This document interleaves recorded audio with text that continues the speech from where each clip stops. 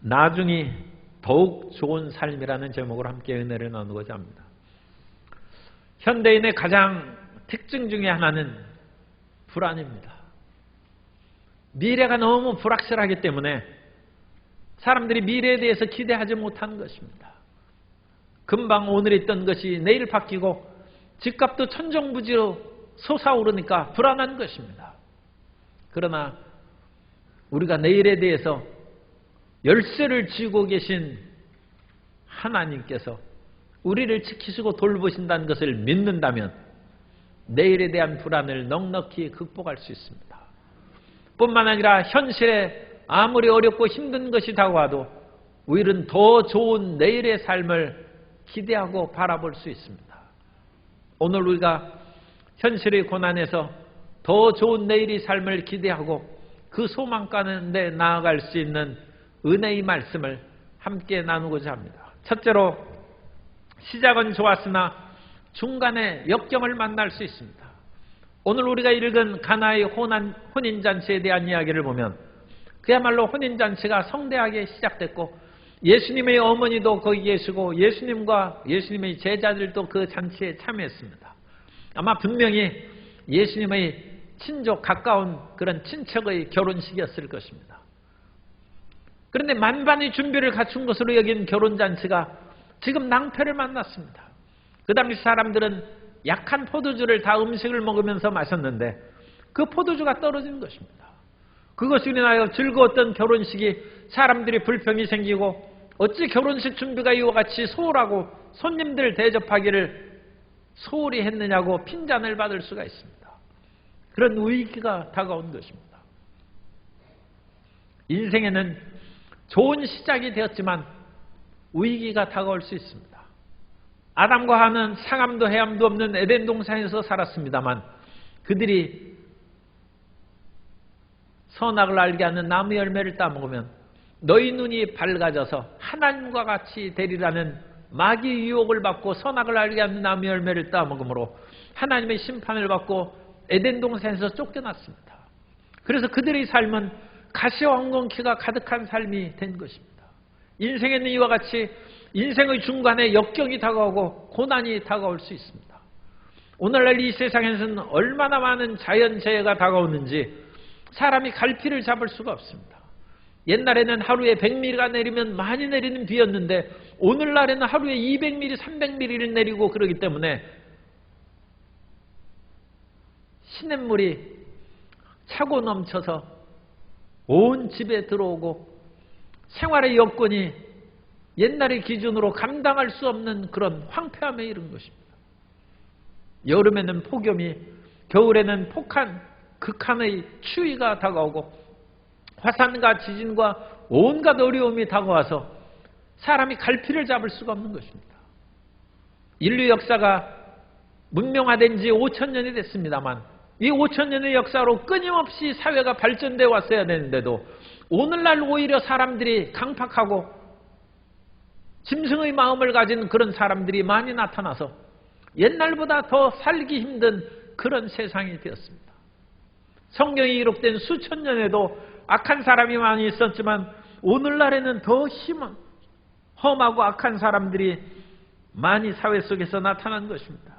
시편 37편 14절에 보면 악인이 칼을 빼고 활을 당겨 가난하고 궁핍한 자를 엎드러뜨리며 행위가 정직한 자를 죽이곤 하나. 그러나 그 당시에는 사람들이 나쁜 짓을 하면서도 일말의 양심이 있어서 부끄러운 줄 알았는데 오늘날 세상에서는 부끄러움도 모르는 그와 같은 죄인들과 악인들이 많이 있어서 우리를 더욱 괴롭히고 당황스럽게 하는 것입니다.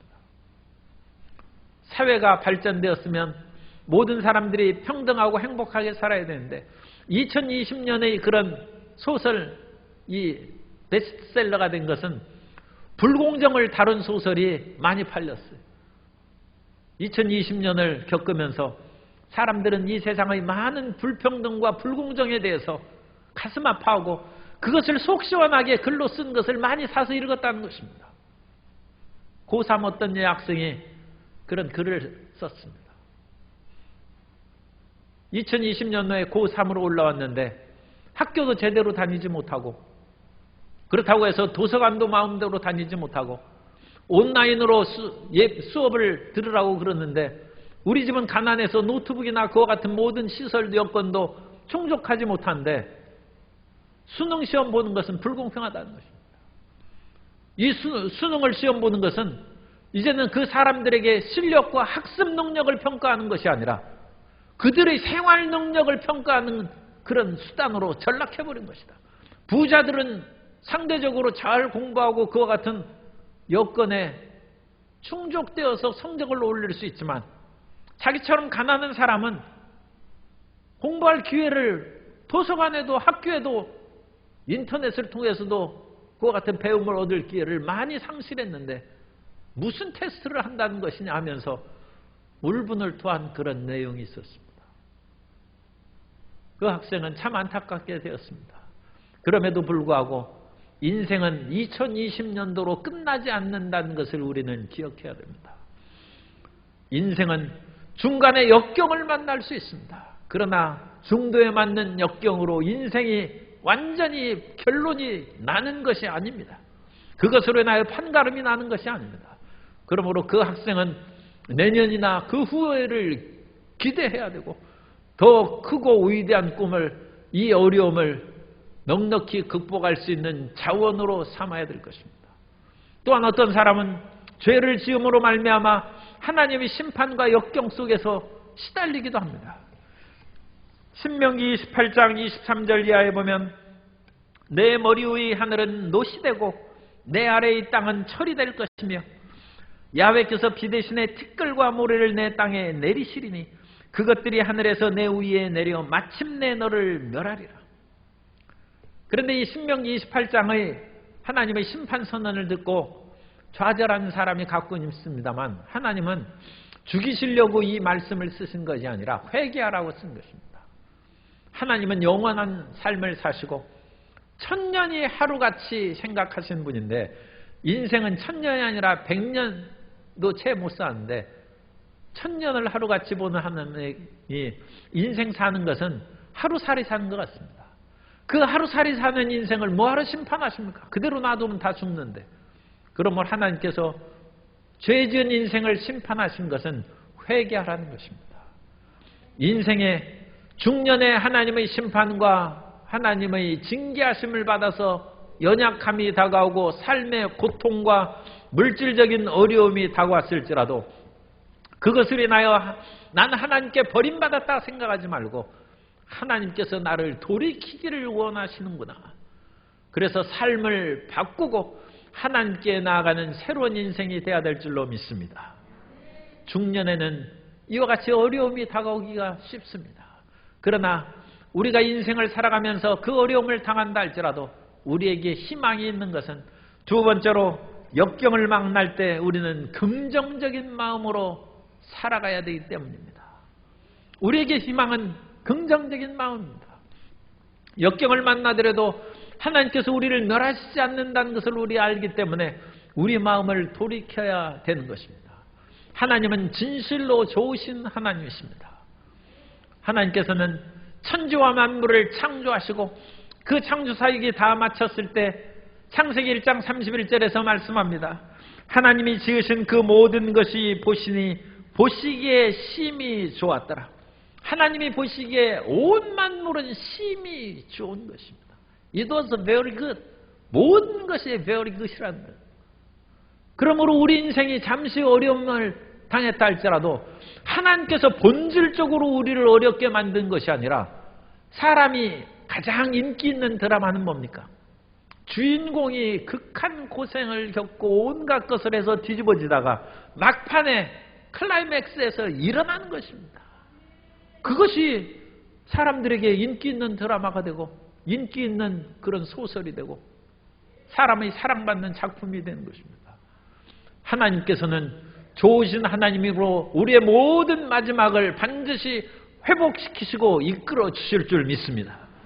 세상에 악한 부모를 할지라도 자녀에게 좋은 것을 주는데 하물며 하늘의 아버지, 좋으신 하늘의 아버지께서 인생에게 좋지 않게 해주시겠느냐?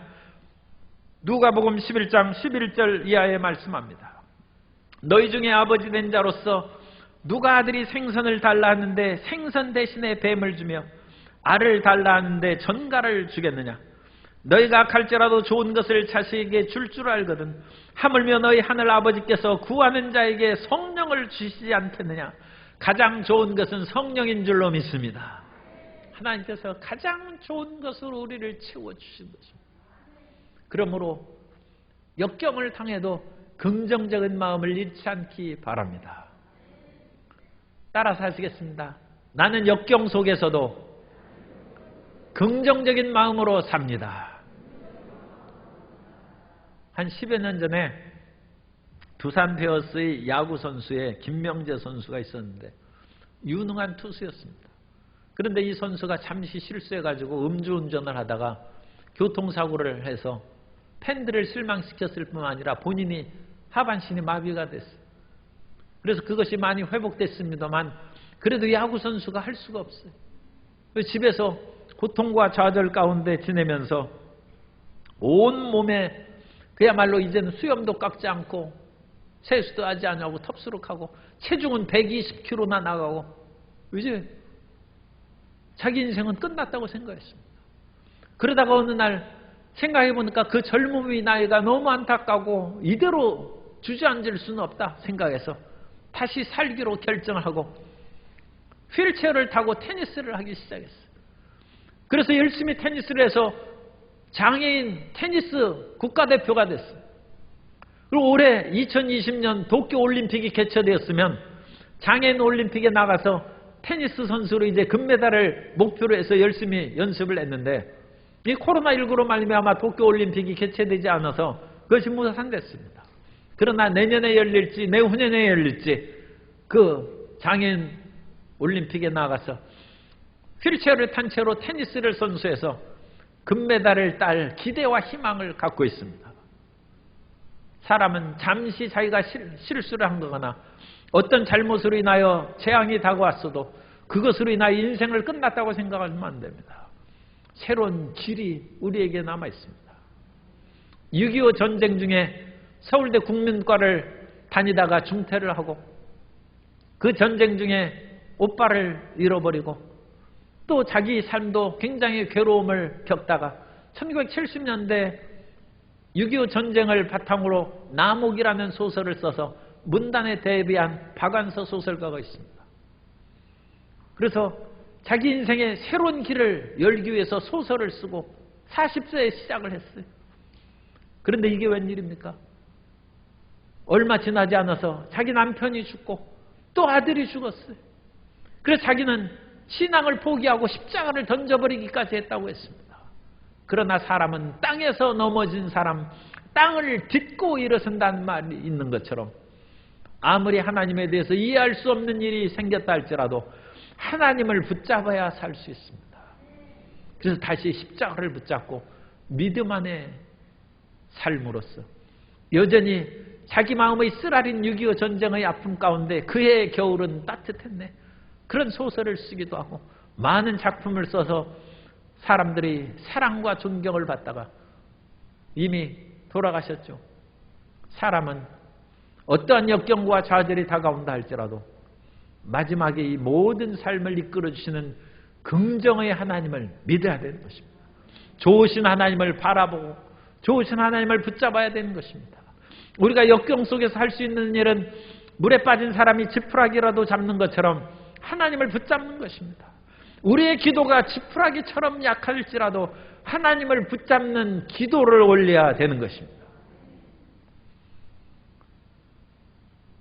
사람이 지푸라기를 잡고 어찌 물속에서 나오겠습니까마는 하나님이 우리를 지키시고 돌봐 주심으로 지푸라기 같은 기도를 할지라도 하나님께서 응답해 주심으로 우리는 물에서 나올 수가 있습니다. 사라 앞에서 교만을 떨다가 하갈이 쫓겨났습니다. 그 하갈은 애굽 여자고 이스라엘 백성들이 아니었습니다.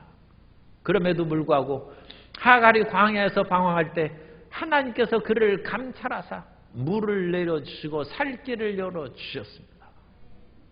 하나님은 그와 같이 연약하고 고통에 빠진 사람들을 돌보시고 그들의 기도를 응답해 주시는 하나님이십니다. 그러므로 항상 기도에 힘을 기울이는 하나님의 자녀가 되어야 될 줄로 믿습니다. 미국의 치즈 제조업자에 크래포드가 있는데, 이 크래포드 씨가 작은 마차를 끌고 다니면서 자기 집에서 만든 치즈를 팔고 살았어요. 그러면서 끊임없이 기도했습니다. 하나님, 지금은 집에서 만든 그런 치즈를 마차를 끌고 이 동네 저 동네 다니면서 팔고 있지만 이제 앞으로는 더 크고 큰 차를 구입해서 더 많은 사람들에게 치즈를 팔 수 있도록 인도하여 주옵소서. 끊임없이 기도했습니다. 그런 그가 이제는 트럭 몇 대의 치즈를 배달하는 치즈 제조업 사장이 되었습니다. 우리의 작은 기도를 주님께서 들어주시고 우리 앞길을 열어주신 것입니다. 시골에서는 이제 봉사하는 그런 사람들이 많지 않기 때문에 초등학교 그 같은 초등학생들을 가르치는 반사, 주일학교 선생을 고등학생이 하는 경우가 있습니다. 그래서 어떤 고등학생이 이제 다음 주에 초등학생들에게 천국에 대해서 얘기를 하고 천국에 대해서 함께 기도하기로 그와 같이 작정해서 날을 잡았는데, 자기가 그것을 성경을 읽으면서 준비하다가 생각하니까 과연 천국이 있나 그런 생각이 들었어요. 자기는 어렸을 때부터 그냥 믿어왔고 또 천국에 대해서 당연한 것으로 생각했는데 막상 이제 고등학생이 되어서 초등학생들에게 가르치려고 생각하니까 천국이 있는지 알 수가 없어요. 그래서 당황한 마음이 들어서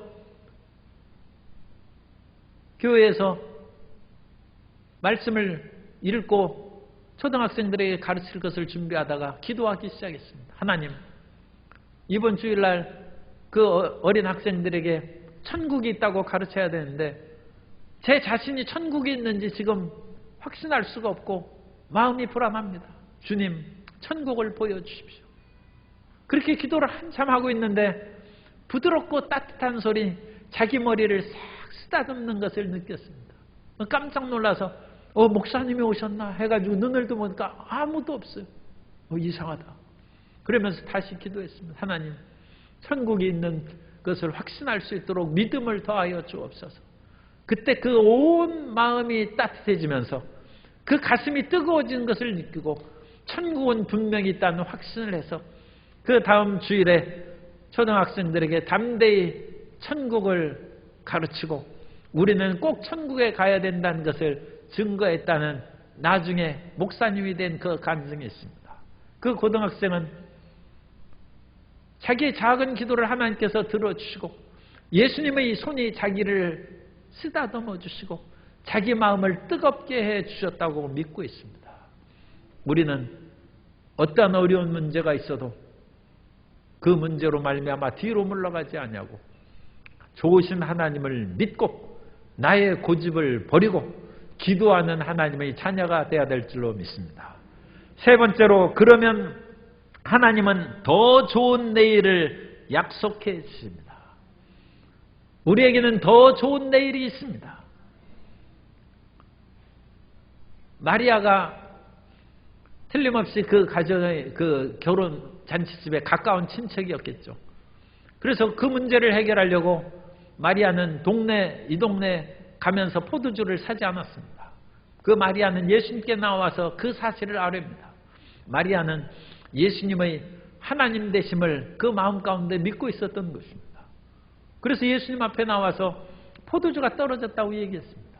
그러자 예수님께서 잠시 있다가 하인들에게 물 2-3통 드는 그런 큰 항아리가 그 집에 6항아리나 있었는데 그 항아리에다 물을 가득 채우라고 했어요. 그 하인들이 이게 무슨 일인가 싶어가지고 어쨌든 물을 그 항아리에 가득 아구까지 채웠습니다. 그러자 예수님께서 그 하인들에게 말씀하셨습니다. 이제는 떠다가 연회장에 갖다 주라는 것입니다. 그러자 연회중이 그 물을 떠간 것을 마셨어요. 마시고 보니까 이게 극상품 포도주예요. 그래서 연회장이 깜짝 놀라서 신랑을 불러서 얘기하는 것입니다. 사람들마다 결혼식의 초창기에는 좋은 포도주를 냈다가 사람들이 취하면 나쁜 것을 내기 마련인데 어떻게 자네는 이와 같이 좋은 포도주를 이제까지 남겨두는가? 처음보다 더 좋은 포도주로 예수님께서 만들어주시고 그 인생을 변화시켜 주신 것입니다. 우리 인생은 무지개 같은 인생이 되고 흙수저 같은 인생이 됐을지라도 예수님께 맡기고 예수님께 나아가면 물을 포도주로 변화시킨 것처럼 우리의 삶의 질을 변화시켜 주시는 예수님이십니다. 그러므로 예수님께 맡기고 예수님 앞에 나아가는 우리가 되어야 될 줄로 믿습니다. 우리의 모든 인생은 하나님께 드릴 인생이 되어야 됩니다. 그래서 내 중심으로 살지 아니하고 하나님께 드리고 하나님의 뜻대로 살아가는 아름다운 삶이 되어야 될 줄로 믿습니다. 야고보서 4장 6절 이하에서 말씀합니다. 그러나 더욱 큰 은혜를 주시나니 그러므로 이르시되 하나님이 교만한 자를 물리치시고 겸손한 자에게 은혜를 주신다 하였느니라. 그런즉 너희는 하나님께 복종할지어다. 마귀를 대적하라. 그리하면 너희를 피하리라. 우리는 끊임없이 이 세상을 내 맘대로 살려고 살아갔는데 그 내 맘대로 살아가는 가장 원초적인 속삭임이 마귀의 속삭임입니다. 내가 선악을 알게 하는 나무 열매를 먹으면 하나님과 같이 되어서 선악을 분별할 지혜를 얻을 것이다. 그러면 내가 옳고 그른 것을 판단해서 내 인생 내 맘대로 살아갈 것이다. 그것이 마귀의 유혹이었습니다. 그러나 우리가 겸손하게 나아가면 하나님께서 우리의 길을 이끌어 주십니다. 예수님의 어머니 마리아는 동정녀 마리아로 예수님을 탄생할 때 사람들이 그것을 누가 믿었겠습니까? 오늘날도 믿지 않는 사람이 있는데 오늘날 같은 과학시대에 그런 것을 믿는 것은 사실은 더 어렵지 않죠. 오늘날 그야말로 몇만 년 전에 죽은 그런 그 동물의 몸에서도 DNA를 찾아내고 그것을 통하여 새로운 생명체를 만들어내고 줄기세포를 통하여 사람에게 생명의 여러 가지 기관들을 새로 이식하고 만든 일을 수행합니다. 개구리 알을 자극함으로써 그것이 이제 개구리로 부화하는 올챙이죠. 올챙이로 나타나는 것처럼 인생의 그 몸에서 난자가 성령의 그런 자극을 받아서 사람이 된 것은 그건 문제가 되지 않죠.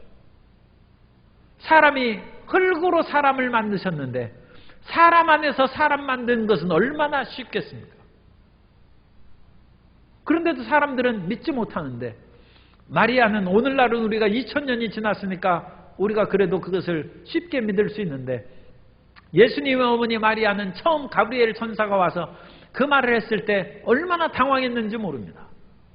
만일 처녀가 임신하면 사람들이 간음을 한 것으로 돌로 쳐서 죽어야 됩니다. 그럼에도 불구하고 마리아는 겸손했습니다. 주의 말씀이 오니 내게 이루어지이다. 그렇게 그것을 순종하고 받아들이고 그것으로 인하여 하나님의 영광의 역사가 그에게 나타날 것을 믿고 마리아의 찬가가 누가복음 1장 46절 이하에 나옵니다. 크리스마스가 다가오고 그럴 때 이 매그니피컨트라는 그 유명한 마리아의 찬가가 항상 사람들에게 들려집니다. 누가복음 1장 46절 이하에 마리아가 이르되 내 영혼이 주를 찬양하며 내 마음이 하나님 내 구주를 기뻐하였음은 그의 여종의 비천함을 돌보셨습니다. 보라 이제 후로는 만세의 날을 복이 있다 일컬으리다. 만세의 복이 있는 사람이 되었습니다. 우리가 하나님께 우리의 인생을 맡기고 주님을 순종하면 주님께서는 그때 어떤 상황에 처한 그런 상황보다 훨씬 좋은 나중으로 우리를 채워주시는 것입니다. 성경은 나중이 좋은 사람들의 이야기가 가득합니다. 다니엘이 하나님의 말씀을 순종하며 사자굴에서 건짐을 받았습니다. 이방여인 모압 여인 룻은 아무것도 없는 상황에서 다윗의 조상이 되는 놀라운 축복을 받았습니다. 베들레헴에서 엘리멜렉과 나오미가 살다가 집안이 망했어요. 그래서 베들레헴에서 이웃 나라인 모압으로 이민을 갔습니다. 그런데 이민을 가서 거기서 한번 다시 살아보려고 했는데 이게 웬일입니까? 그 어린 아들들이 자라나서 결혼을 시키고 살아가자마자 남편도 죽고 두 아들도 다 죽고 그야말로 나오미와 어린 두 며느리 청상과부 둘만 남았어요. 나오미가 생각해보니까 자기 인생이 너무 기가 막히죠. 그런데 그 기가 막힌 인생을 며느리에게도 강요할 수 없으니까 너희는 원래 모압 여인들이니까 친정으로 돌아가서 재혼하고 다시 살아가라고 했습니다. 그런데 한 며느리는 갔습니다만 룻은 얘기합니다. 제가 시어머니 나오미를 통해서 하나님을 알았은즉 어머니가 가시는 곳에 나도 가고 어머니가 죽는 곳에 나도 죽겠습니다. 어머니가 모시는 하나님을 나는 끝까지 믿고 살아가겠습니다. 그래서 룻이 시어머니 나오미를 따라왔어요. 그런데 나오미는 자식도 없고 남편도 없고 재산도 아무것도 없어요. 다시 고향 베들레헴으로 왔는데 살 길이 막막한 거예요. 어찌 살겠습니까? 그러니까 젊은 며느리가 밖에 나가서 이삭을 주어서 그것으로 연명하는 것입니다. 룻을 아는 사람이 생각하면 당신은 젊은 나이인데 어찌 이와 같이 사서 고생하느냐 말을 했을 것입니다. 그러나 룻은 나에게 하나님을 믿게 주셨은즉 나는 시어머니를 떠나지 않겠다. 룻의 인생에 기대할 것이 없어요. 재산이 있는 것도 아니고 자기는 이방 여인으로 인해서 유다 사람들에게 사랑받을 수 있는 처지도 아닙니다. 나오미의 가족들이 모압으로 이민 왔었으니까 모압 여인의 며느리를 맞이한 것이지 다시 유다 땅으로 오면 모압 사람들은 하나님의 전에 들어갈 수도 없습니다. 그런 험악한 인생 속에 룻이 처해 있으면서도 룻은 끝까지 하나님을 믿고 효도를 다하고 시어머니를 봉해했어요. 하나님이 보십니다. 하나님이 아시는 것이죠. 그래서 그 룻이 남편이 생겼어요. 보아스가 생겼어요. 그리고 보아스를 통하여 오벳을 낳고 오벳은 이새를 낳고 이새는 다윗 왕을 낳으니라. 모압 여인 룻이 다윗의 증조 할머니입니다. 왕가의 할머니가 된 것입니다. 하나님께서는 모압 여인 룻의 나중을 좋게 해준 것입니다. 하나님에 대한 끝까지 믿음으로 주님을 의지하고 나아가는 성도 여러분 되시기를 바랍니다. 캘리포니아에서 방앗간을 하는 그런 집사님이 있었는데 이 캘리포니아에 갑자기 산불이 많이 나지만 또 이 사막 지역에 갑자기 비가 한꺼번에 몰아칠 때가 있어요. 그래가지고 홍수가 나가지고 방앗간이 떠내려갔어요.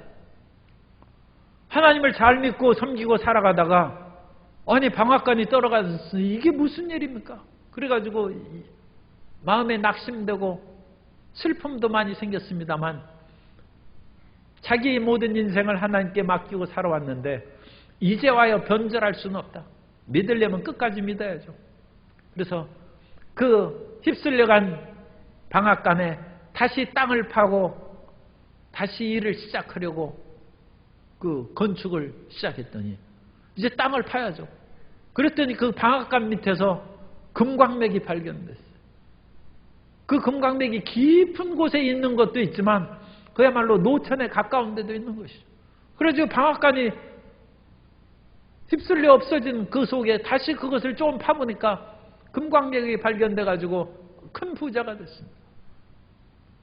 만일 그것을 원망하고 불평하고 이제는 방앗간도 떠내려갔으니까 교회도 떠나고 내 마음대로 이제 다시 동부로 이사 가야 되겠다 해서 이사 갔으면 나중에 그 금광맥은 다른 사람이 발견했을 것입니다. 우리의 모든 인생은 하나님을 끝까지 의지하고 주님을 믿고 살아가야 될 줄로 믿습니다. 주님께서는 모든 것이 합력하여 선을 이루시는 하나님이시고 나중에 더 좋게 해주시는 하나님이신 줄 믿습니다. 그러므로 그 예수님을 우리가 바라보고 믿음으로 전진해 나아가야 되는 것입니다. 시편 126편 5절 이하에서 말씀합니다. 눈물을 흘리며 씨를 뿌리는 자는 기쁨으로 거두리로다. 울며 씨를 뿌리러 나가는 자는 반드시 기쁨으로 그 곡식단을 가지고 돌아오리로다. 실망한 일이 있어도 눈물을 흘릴지라도 일해야 됩니다. 실망스럽고 좌절한 일이 있다 할지라도 학생은 공부를 해야 되고, 직장인은 아무리 실망하고 상사가 자기를 괴롭힌다 할지라도 아침에 더 일찍 출근해야 됩니다. 왜냐하면 우리에게는 합력하여 선을 이루시는 예수님이 계시기 때문입니다. 그 예수님은 지금보다 더 좋은 내일을 우리에게 만들어 주신 것입니다. 그 예수님을 바라보고 나아가라고 히브리서에 말씀합니다. 히브리서 말씀을 읽어드림으로 말씀을 마치고자 합니다. 히브리서 12장 1절 이하에 보면, 이러므로 우리에게 구름같이 둘러싼 허다한 증인들이 있으니 모든 무거운 것과 얽매이기 쉬운 죄를 벗어버리고 인내로서 우리 앞에 당한 경주를 하며 믿음의 주요 또 온전케 하시는 이인 예수를 바라보자. 그는 그 앞에 있는 기쁨을 위하여 십자가를 참으사 부끄러움을 개의치 아니하시더니 하나님 보좌 우편에 앉으셨느니라. 예수님을 바라보고 중간에 다가온 모든 역경을 극복하고 나중의 승리와 더 좋게 하시는 하나님의 은총으로 체험받게 되시기를 예수님 이름으로 축원합니다.